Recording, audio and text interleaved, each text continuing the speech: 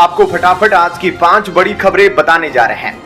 दोस्तों, तुर्की ने जो वीटो पर भारत के लिए बात कही है, उससे चीन, पाकिस्तान सबके होश जरूर उड़ गए होंगे। आपको बता दूं कि अब तो तुर्की ने साफ साफ कहा है कि जो 5 सदस्यों का परमानेंट मेंबरशिप है यूनाइटेड नेशन सिक्योरिटी काउंसिल में, वह अब चेंज होना चाहिए और लगभग 195 देश उससे यूनाइटेड नेशन के सदस्य हैं और सभी देशों को परमानेंट मेंबर बनने का अधिकार है। अब आप जरूर सोच रहे होंगे कि सभी देश परमानेंट मेंबर बन गए तो दुनिया कैसे चलेगी। तो आपको बता दूं कि तुर्की ने कहा है कि रोटेशनल बेसिस पर, मतलब एक बार कोई 5 देश परमानेंट मेंबर बनेंगे तो फिर अगले 5 साल बाद कोई और 5 देश बनेंगे। इस तरह से रोटेशनल बेसिस पर उन्होंने कहा कि यूनाइटेड नेशन का परमानेंट मेंबरशिप होना चाहिए। इस पर चीन की सिट्टी पिट्टी गुम हो गई होगी। मैं इसके बारे में डिटेल से आपको आगे जरूर बताऊंगा। इसके अलावा इस बार का G20 समिट भारत के लिए काफी लाभदायक साबित हुआ है और इस दौरान भारत को कई रणनीतिक फायदे तो हुए हैं, साथ ही भारतीय अर्थव्यवस्था के लिए अब खुशियों का अंबार लगा है, जिससे एक तरफ भारतीय इकोनॉमी को फायदा हो रहा है और साथ ही भारत की इज्जत भी दुनिया में काफी ज्यादा बड़ी है, तो वहीं दूसरी तरफ इससे चीन जल रहा है।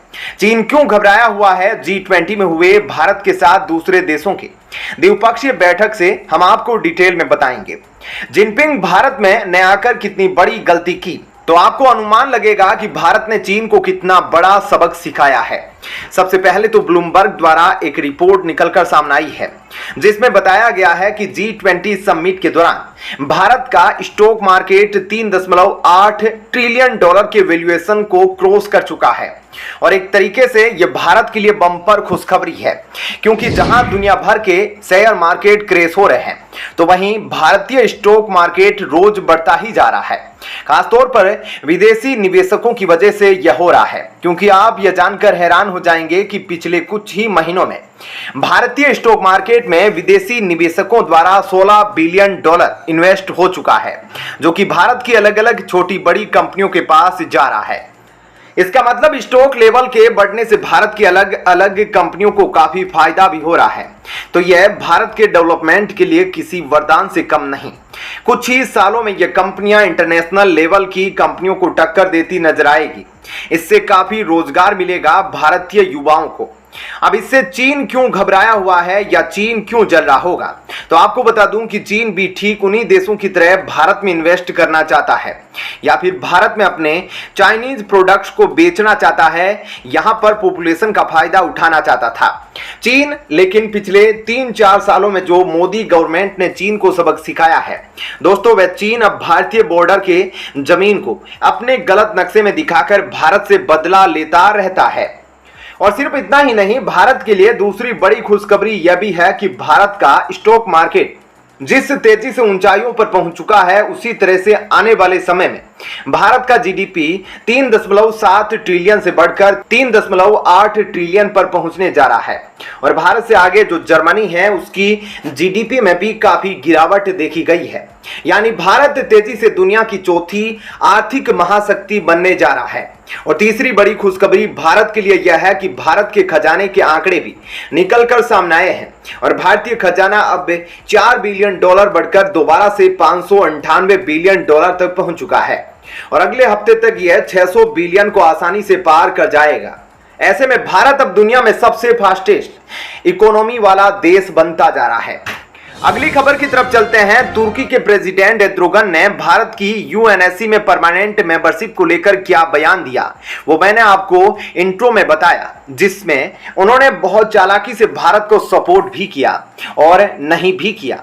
भला तुर्की भारत का दोस्त कैसे बन सकता है? तुर्की ने अपनी तरफ से यह साफ कह दिया कि यूएनएससी में भारत जो रिफॉर्म चाहता है, तुर्की उसके बिल्कुल खिलाफ है। जी हां, आपको बता दें कि जब मीडिया द्वारा एर्दोगन से पूछा गया कि भारत जो यूएनएससी में परमानेंट मेंबरशिप के लिए कोशिश कर रहा है, उसके ऊपर तुर्की का क्या विचार है और क्या वे परमानेंट मेंबरशिप के लिए भारत को सपोर्ट करते हैं, तो एर्दोगन ने बहुत चालाकी से जवाब देते हुए कहा कि अगर एक भारत जैसा देश यूएन सिक्योरिटी काउंसिल के अंदर परमानेंट मेंबर बनता है तो हमें काफी गर्व होगा, लेकिन यह कहने के तुरंत बाद ही उन्होंने कहा कि तुर्की भारत को यूएनएससी में परमानेंट मेंबर के तौर पर तो देखना चाहता है, लेकिन आप जानते हैं कि यह दुनिया यूएनएससी के 5 परमानेंट मेंबर से बड़ी है और यूएनएससी में केवल परमानेंट मेंबर ही होने चाहिए।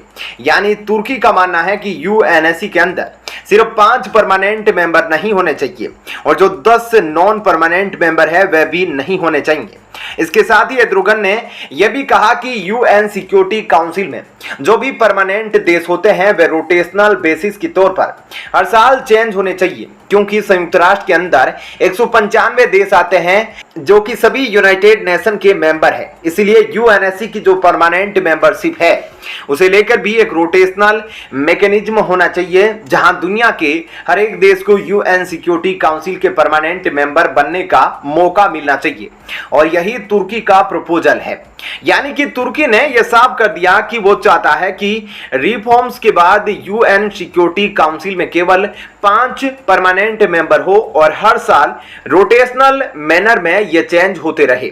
और तुर्की ऐसा इसलिए चाहता है क्योंकि उसे पता है भारत तो आगे चलकर यूएनएससी का मेंबर बन ही जाएगा, लेकिन तुर्की को यह मौका नहीं मिलेगा। लेकिन अगर तुर्की की बात मान ली जाती है तो कभी ना कभी तुर्की को भी परमानेंट मेंबर बनने का मौका जरूर मिलेगा। अगली खबर की तरफ चलते हैं दोस्तों। अब जल्द ही भारत और जापान मिलकर संयुक्त एयर कॉम्बैट एक्सरसाइज करने वाले हैं और यह पहला मौका होगा जब भारत और जापान के लड़ाकू विमान हवा में एक साथ होंगे। ऐसे में यह चीन के लिए किसी बड़े झटके से कम नहीं, क्योंकि हिंद महासागर में चीन के विस्तारवादी और आक्रामक रवैये पर भारत और जापान ने पैनी नजर बनाई हुई है। हाल ही में जापान और भारत के बीच में हुई 2+2 बैठक में दोनों देशों ने आपस में सुरक्षा साझेदारी को बढ़ाने पर जोर दिया है और इसी बैठक में यह तय किया गया कि दोनों देशों के लड़ाकू विमान जल्द ही एक बड़ा युद्धाभ्यास करने वाले हैं और दोनों देश मिलकर अत्याधुनिक वेपन सिस्टम डेवलप करेंगे। जापान की वायुसेना भले ही पहली बार युद्धाभ्यास करेगी, लेकिन भारत और जापान की आर्मी पहले से ही नियमित तौर पर धर्म गार्जियन नाम की एक्सरसाइज करते रहे हैं और दोनों देशों की नौसेना के बीच भी युद्धाभ्यास होता रहा है, जिसे जी-मैक्स कहा जाता है। ऐसे में भारत और जापान के बीच हुई 2+2 बातचीत के बाद जो बयान आया है वह चीन के लिए बहुत बड़ी चेतावनी है, क्योंकि जापान ने कहा है कि वह राष्ट्रीय सुरक्षा के लिए हर विकल्प को बनाने के लिए प्रतिबद्ध है, जिसमें काउंटर स्ट्राइक कैपेबिलिटी भी शामिल है। यानी कि अगर जरूरत पड़ी तो जवाबी हमले की तैयारी है। और जानकारी के लिए बता दें कि पूर्वी लद्दाख सेक्टर में एलओसी के पास पिछले 2 सालों से भारत और चीन के बीच गतिरोध चल रहा है। हालांकि कुछ इलाकों से दोनों देशों की सेनाएं वापस लौट चुकी है, लेकिन तनाव अब भी पूरी तरह से खत्म नहीं हुआ। तो दोस्तों, इन तमाम खबरों के बारे में आपकी क्या राय है, हमें कमेंट बॉक्स में लिखकर अवश्य बताइएगा। धन्यवाद। जय हिंद।